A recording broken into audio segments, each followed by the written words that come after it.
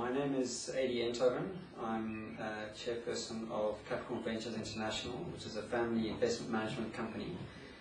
that has investments principally in South Africa, the UK and Australia, but also in other parts of Africa and Asia. Our family investment philosophy is very focused on both building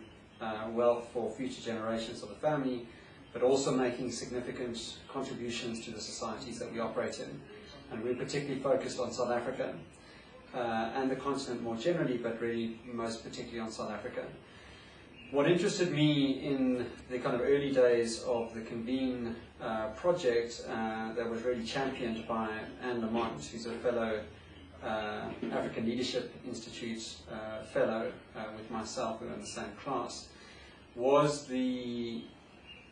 possibility of thinking about how one can address some of the key kind of systemic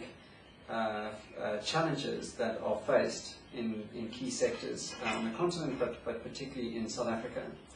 And so instead of adopting a kind of welfarist approach to these challenges, was to think about how one can identify the key points of dysfunction within the system. And given that the system is and when I talk about the system, it's principally government, but also the other key stakeholders and role players who are involved in implementing and executing the delivery of services to these different constituencies. But instead of thinking about providing welfare to the beneficiaries of the system, was to think about how the system can operate more effectively and efficiently, and identifying the key points of dysfunction and thinking about how, through a collaborative, innovative process, one could address those points of dysfunction. And so as a kind of risk-taking